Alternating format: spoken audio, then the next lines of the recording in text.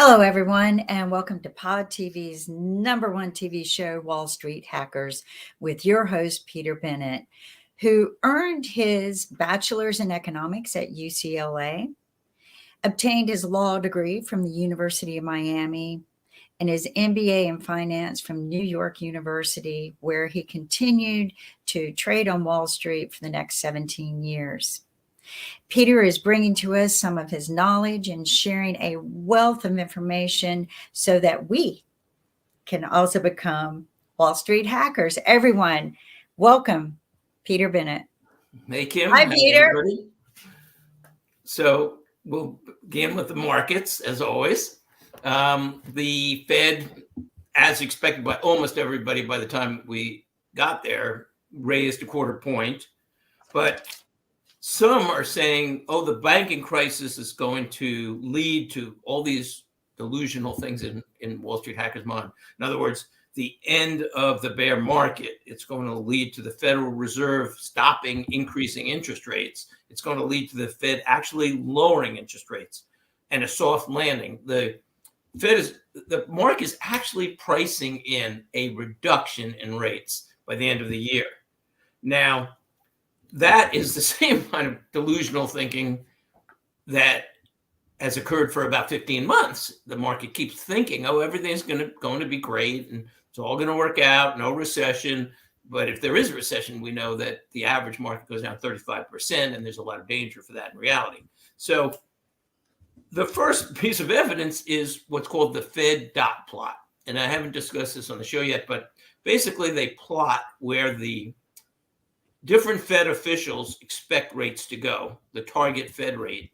Right now, it's 475 to 5. So if you look at the dot plot of the 18 Fed officials who go into it, only one of those 18 have it below 5%, and it's only slightly below 5. It's at, I think, 4.9. So that's not a drop, really. But the median is 5.1%, slightly higher, but many think it could go as high as 5.8%. So the Fed officials themselves don't expect a drop in rates. If anything, they expect an increase. But again, the market thinks everything will work out and the Fed is wrong. Well, let's look at where the Fed's been wrong in reality. The Fed has been wrong all along for the last over a year because they keep thinking it's all under control and we can stop.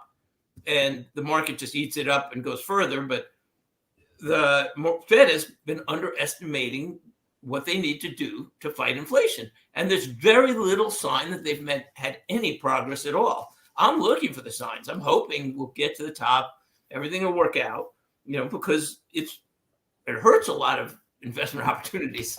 So, but you have to be more particular than ever, obviously, in what you do pick. But inflation rages out of control, as it has. And there's so little evidence of a change. Now, the housing market we've always said is the first one that's going to reverse and go down. Well, finally, there was some evidence of a decline. In the second half of 22, housing prices were just reported to have fallen 4.9%, which is a start to the decline of housing prices. But first of all, the market was up in 22 totally 8.4%. So that's less than half a year of the growth, including the 4.4 in 22, that part. So in the end, in 22 to 2, the market went up anyway, but it is starting to reverse. And it's expected with mortgage rates this high, it will go up. Housing prices are going to go down, and we saw an incremental drop last month's report, but it's small again, down down about 1%. So after huge increases, it's just starting to turn, and it's going to take a while. We have a housing market that's basically locked between buyers and sellers. So not a lot of sellers a lot of people don't want to move now because they'd have to take a mortgage with higher rates. So there's not a lot of demand to sell. A lot of supply by sellers. But on the other side, people can afford less and less. So it's going to move slowly. But I wouldn't be surprised if we ultimately see a decline of 15 to 20%. Everything else, though, and this one's just turning, the other four factors that we've been talking about for over a year, almost no progress at all. The Fed is, there's a stimulus out there by the federal government, and there's not a lot that they're doing to decrease it. It isn't as stimulative as it was, but the government keeps spending and spending. We have gridlock in Washington, and I don't expect any relief there. A key point is, based on 50 to 70 years of history, study after study shows that the Fed has to be above the inflation rate in order to impact inflation. And there's logical reasons why that is. That could take 5 minutes to explain, so I won't do it now. But basically, with the Fed target rate at 4.75 to 5, but inflation's at 6, 7.7, I personally think it's going to go right back up again. The last one was lower around 6 because oil prices and energy prices were down a lot. I think that's very temporary. That gets us to energy, the bull in the china shop. So yes, we had a warm winter, much warmer than expected in many areas, including the United States. And we also had a temporary slowdown and or shutdown, as you want to call it, partial shutdown in China. So yes, that also affected energy, of course. These things are changing. China seems to be reopening. There's a lot of evidence of it now, and they're going to reopen.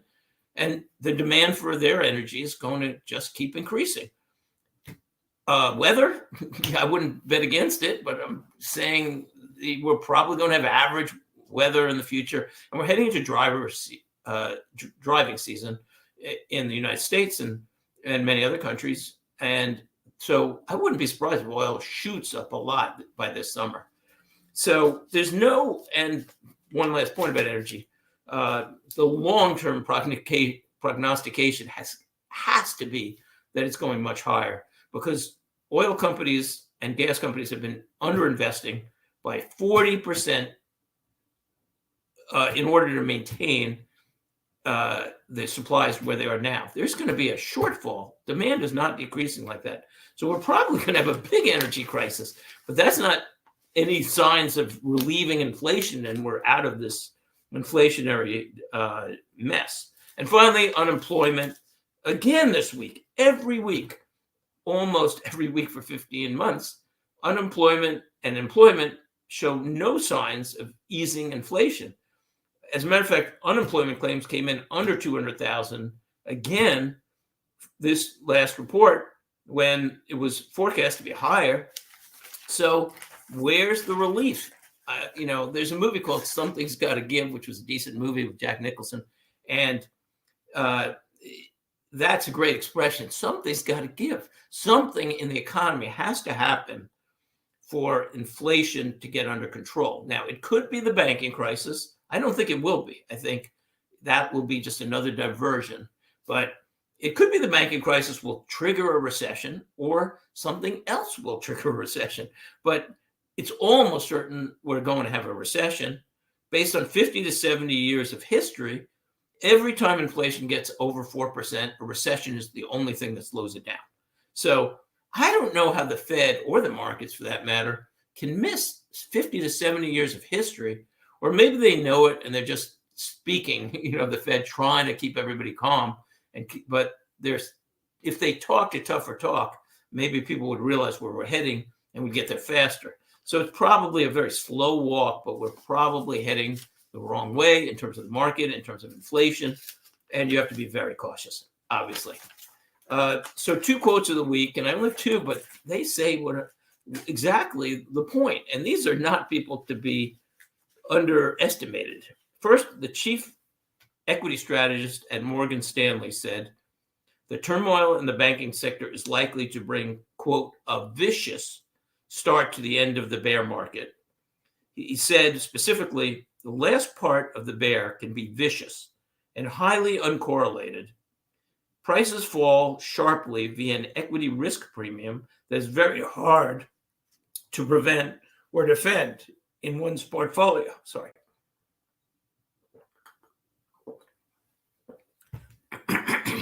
So he said, to finish again, so he said that the equity risk premium and the fall is very hard to prevent or defend in one's portfolio. Well, yes, of course, that's what happens in recessions, and the market probably, based on that, has a history of resisting it. So, oh, it's not going to happen. It's not going to happen. Boom, the bear market hits. So, never a guarantee, but it doesn't look good, and it could be very dangerous for the investor who's not positioned well. Then, also, the second quote is from Stephanie Pomboy of Macro Mavens. I really respect her. I've seen her a lot over the years on television and read things she's written. Very bright. So here's what she said. She was saying that Fed hikes are going to trigger a downturn of greater speed and magnitude than the Great Recession. She's talking about 2008, by the way, which was a bad one, but it wasn't like the Depression. But still. So she said, quote, "It's not going to be confined to real estate. It's not going to be confined to the banks. It's not going to be confined to corporate credit. This is really like 2007, 2008 all over again, except I think it's going to evolve even faster than it did then because of the speed and magnitude of the Fed's rate hikes." So basically, she's agreeing with Morgan Stanley in a way that it could happen very fast. So everything's great because of the delusion. If the market realizes the delusion is a delusion, it could tank. So we don't know that it will, I mean, anything can happen, but you have to be very defensive. And, we'll cover that again in what to do section, which we always do in the second half. So most interesting stories of the week. Fairway grocers in New York City just implemented facial recognition, including eye scans, to detect who thieves are. This is getting to be more and more popular with retail theft around the country increasing. It's the wave of the future. More and more stores will be using it in decades to come. Probably everybody will be using it. New York City retail thefts, by the way, jumped 45% in 2022. Brilliant, policies on bail there. But here's the interesting thing I read, that only 327 thieves made up of 30% of total arrests. Again, I'll say that 327 thieves resulted in 30% of all the arrests in New York City. Maybe you shouldn't keep letting the same people out if they're creating 30% of the total arrests. So the police could maybe concentrate on the other people and preventing crime. Another story, for the first time, more Democrats now say they have sympathy for Palestinian cause than the Israeli cause. Democrats now prefer the Palestinian cause 49% to 38%. Republicans, on the other hand, support Israeli causes 78% to 11%. Totally divided country. Thank you, mainstream media and media. Don't go with the truth. Just go with your side or the other side so that you just keep getting ratings. Foot Locker said it's closing 400 of its underperforming stores in malls by 2026. They're moving to open concept stores and retail stores that are freestanding. And basically, Wall Street Hackers has felt this a long time and said, stay away from malls. If things get tight, and as tight as we expect, malls are not going to do very well. And especially compared to open air shopping centers, where there you have ongoing demand pull from grocers and maybe Walmarts and other popular stores. So those will hold up much better in almost any environment anyway. In international news, France just raised the age of retirement from 32 to 34, and Emmanuel Macron did it using an administrative procedure because the parliament wouldn't go along with it. And the main point here is it's so easy to print money, but it's hard to tell people that you can't print enough money without doing damage to the future or to the current situation. So the French people are in protest, and a lot of people are upset by this. It was probably the right thing to do. You can't print money forever, as the world's going to discover in the future. More about that later. So a top Ukrainian advisor, if we could pull up the slide of Vladimir Putin, and top Ukrainian advisor talked about rumors that Vladimir Putin sent a double to visit Ukraine. And there have been rumors for years about Vladimir Putin using doubles.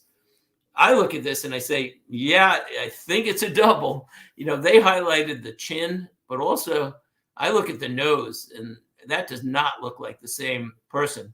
Now, I do understand it to a point, especially a trip to Ukraine, where it could be more dangerous, and he may have seen the risk. But it's interesting that he's using doubles, I think, and it does not look like him for sure. If we could close that slide. In other news, there's been a very large increase in Chinese immigrants coming over the Mexican border. And it's crazy. They're just letting everybody in, terrorists, fentanyl, everything. It's maybe the craziest policy I've ever seen in my life. I mean, you could argue whether Vietnam was good or bad. People had strong opinions, but this is just like, okay, open the border, terrorists come in, fentanyl comes in, you're supporting drugs, cartels. Nobody wants to do anything.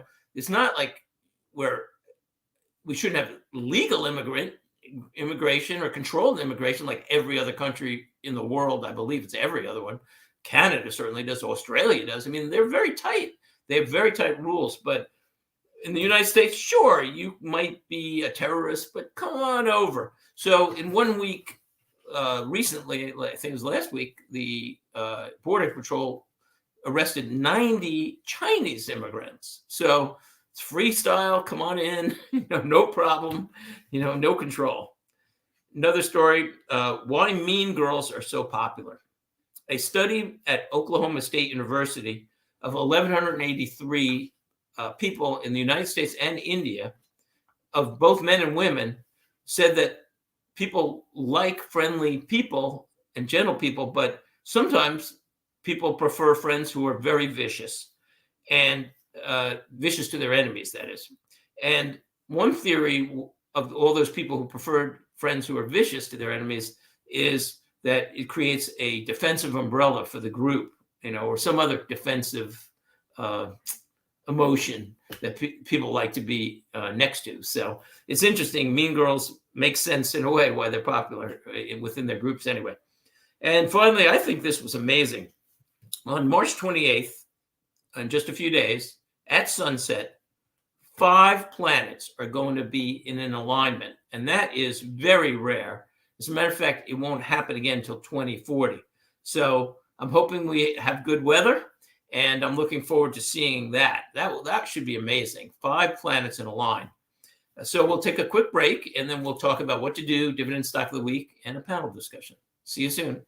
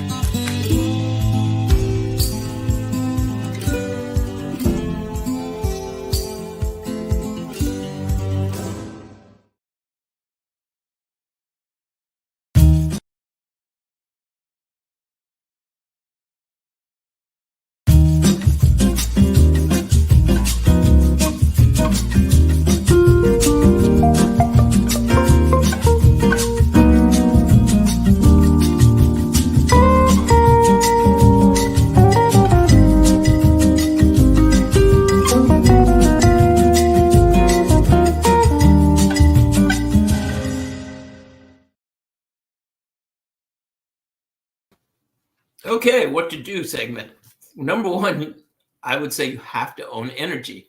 Our portfolio now is about 25% energy. Last year was 29% energy. It was the only group that had a very large positive return, or any positive return. It outperformed every other group, only energy and commodities. And I think it's going to be the same going forward for a long time. So the other thing is to own defensive stocks. Here's a really interesting study by Morningstar. It recently came out with a study that said investors tend to underperform the market. And it is especially true in volatile sectors like energy and technology. Why is that? Because they tend to buy at the wrong time and sell at the wrong time.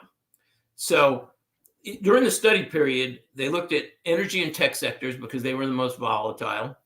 And they said that during that period, the sectors earned 13.8% if you just bought and hold, but investors' returns was only 9.6%. So it was about 2/3 of what a buy and hold investor would have been.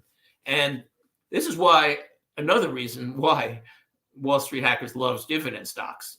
If somebody has a stock and they view it as a stream of income rather than something that goes up and down in price, just like a business, by the way, if you own a dry cleaner, you don't sell it or buy it based on, or a pizza parlor or whatever, a business, you don't buy it and sell it every day or price it. If it's a stream of income, you hold it.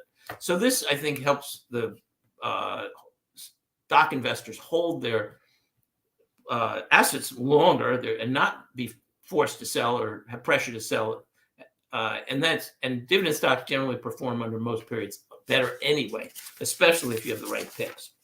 So the dividend stock of the week, of course, we love energy and especially pipelines. Why pipelines? Number one, they're in our view, the safest industry with a high yield, or maybe the safest industry period, because it's demand pull. So prices of energy go up and down, and they can affect to a point some of the pipelines, but mostly there's demand. So if somebody needs oil or gas, whether the price goes up or down of the commodity, they're still going to be shipping it. So as long as I'm heating my home with natural gas or driving, there's going to be fees paid through those tolls, and they're generally long-term contracts too. So a lot of these contracts might be 5-10 years. There might be fixed rates or have inflation factors built in. So I love the pipelines. I think it's the only sector, and that's why a good part of that 25% in energy is all in different pipelines. So the only disadvantages is, number one, you do get a K1, which can raise your accounting fees. Some of the smaller ones I just keep in the IRA to avoid that. But there's also UBTI, which is, you'll have to look that up if you don't know what it is. But basically, if you own a lot of pipelines in an IRA or 401k, you can be taxed on that. There's a penalty tax. So you can't really earn more than $1,000 in any specific IRA. But the bottom line is there's also huge tax advantages because there's depletion, depreciation, and return of capital. So you might get that yield for a long time without paying any tax on the money at all until you get all your principal back plus more, very potentially. So the pick of the day is EPD, Enterprise Product Partners, 3% allocation, which was raised recently. When we sold USAC, we went into 3% ET and 3% EPD. They're similar in many ways to ET, 7.8% yield right now. The cash flow is 6.94 price over cash flow. So if you reverse that, you get the cash flow yield, which is 14%. It's yielding cash flow of 14%, and that's including the projects that are being built. So this is why I love pipelines. The earnings per share, according to TD Ameritrade, has grown at 13.8% annualized per year. Revenue, 14.7% annualized over the last 5 years. The dividend has grown at only 2.4%, which is lower than some of the others that I like, but it's the most conservative pipeline in many people's opinion. Their debt to asset ratio is low at 0.42. And so, you know what? I'll take an almost 8% dividend with 2.5% growth. That means 10% more in 4 years, and compounding. So I'll stay with that. I mean, I don't know where anybody's going anywhere else to get that kind of safety and yield. So, there's always risk, we have to disclose that, but that's where it's another, I think, good pick, EPD. So, and next week we'll be going back to the series on international dividend payers that we view as safe. So, now discussion of the week. The question is, do financials, and in particular banks and insurance companies, make sense as medium and long-term stock investments at this time, or any time, but especially this time? So a little background first. As you know, Wall Street Hackers is predicting certain events in the macro picture, which are very important in terms of understanding where to invest at all. So number one, we're forecasting the inflation fight will go on much longer than expected. Rates will stay higher. They won't drop this year, almost certainly. And a recession will almost certainly occur that will be very harmful to stocks when the market realizes that it's going to occur. And it may take longer because the Fed's moving slow and they keep messaging slowly, but I think it's going to happen. But in the medium and the long term, the other forecast we have in the macro is almost the reverse in a way, because I think interest rates are almost certain, maybe even certain, but you can never say certain, but almost certain to go to zero. Why is that? One, the federal government in the United States and other countries has massive debt. Everybody sees the debt clock and go to debtclock.org. It's incredible how that thing just goes up and up, 31 trillion on the books. But the off the books, unfunded liabilities for Medicare and Social Security are gigantic. I mean, you can barely fathom them. And that's true in other countries too, because they have not funded, and all around the world, US, outside the US, Europe, Asia, South America, a lot of unfunded liabilities and pensions and healthcare plans and systems that have promised free healthcare for a very aging population, which is going to draw a lot of money out of the governments. So there's going to be massive money printing. Governments are going to need rates to be zero or very close to zero, or maybe negative rates as we've had, because they're not going to be able to pay interest on the money. And they can control it using something called yield curve control, which has been done in Japan in the last 20 years. The United States did it in World War II. And it's, you can look that up, but basically that's the way they're going to control it. So if you forget the logic, the other thing you can look at is just pull up a 40-year trend line on the 30-year Treasury or the 20-year Treasury. Not only has it been going down, it's almost a straight line. It doesn't even have any bends in the curve. It's just straight down for 40 years until we hit COVID. Then it dropped too low, which now it's coming back up. It'll probably go up higher than the line, then it'll settle into the line. But if you follow that line, 7 more years roughly, you get to zero. And that's a lot of history that says we're heading for 40 years. So then let's look at the industries themselves. First of all, insurance. Life insurance companies have long-term liabilities because they have to pay out death benefits in the end. So they have to earn money on their portfolios over the long term to be able to pay those basically debts out when they're due. P&C companies have a different problem, property and casualty. It's not so much interest rates I'm worried about there because they can charge what they want, but it's likely that we're going to have driverless cars in the future, maybe 10 years, whatever. But if I'm getting an interest dividend of 2 or 3%, I'm not getting my money back in the next 10 years. And that's the way I look at it. So, but the problem is with driverless cars, premiums are probably, for those driverless cars, almost going to zero because they're so accident free. But also, as driverless cars increase, even those who are still behind a wheel will have less accidents because those driverless cars will not cause as many accidents. So it's going to be a very negative trend for the P&C business. Then we get into the banks, more complex than the insurance companies. But with banks, they have long-term assets in the form of mortgages that they've issued. They have liabilities in terms of deposits, and then they have investment portfolios. So different rates help them and hurt them in different ways. It's a little more complex, but in general, it's been accepted that when rates go up, it's good for banks. So you'll see bank stocks go up when rates go up. When rates go down, bank stocks don't do so well. So that is the way I would generally view it. And rates, as I said, are forecast in my mind to go to zero. So that's not probably going to be very good for the banks' portfolios. And also, I'm very concerned about, or concerned anyway, about the office market. Occupancy right now in the United States is around 50%. Around the world, it's very similar. You have a lot of vacant office space. This could be the black swan, by the way, that also causes a recession if the Fed raising rates doesn't. Something probably will. But with rates, vacancies around 50% and occupancy around 50%, more and more leases are coming due. So just in the last month alone, the default rate on office buildings went up 0.25%. Now that doesn't sound like a lot, but that's just for the month, to 1.83%. So that's a pretty big jump to 1.83%. But this is the trend that's going to continue.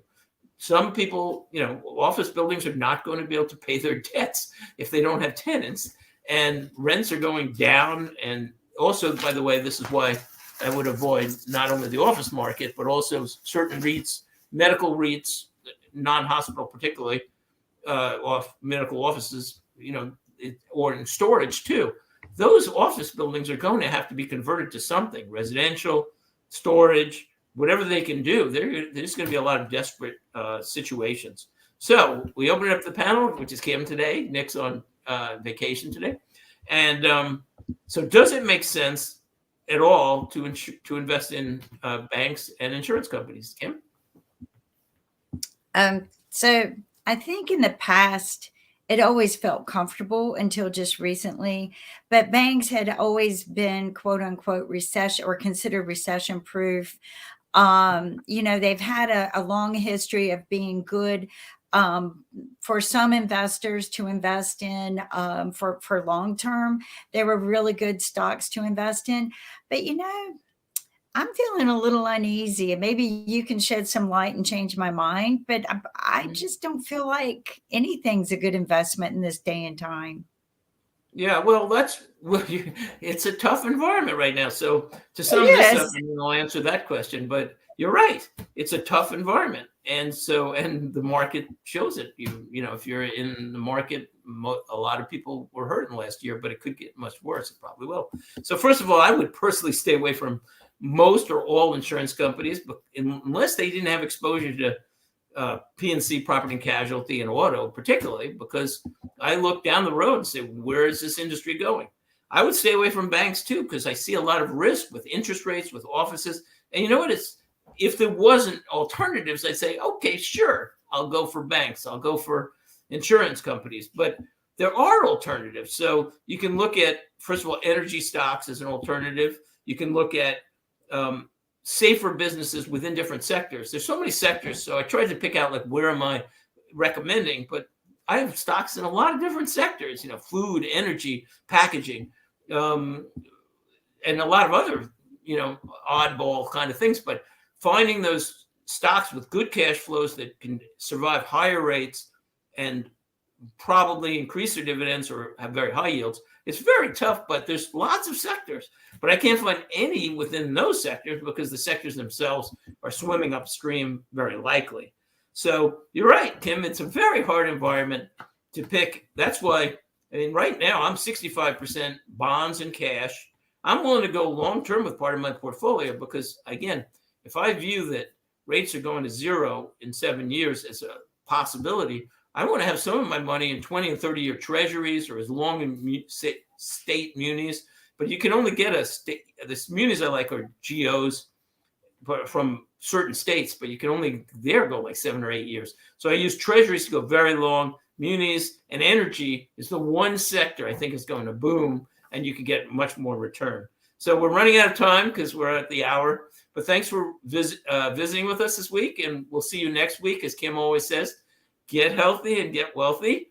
And so we'll see you next Thursday, hopefully, on podtv.tv and all the other distribution channels, including Roku and Facebook. See you soon. Bye-bye.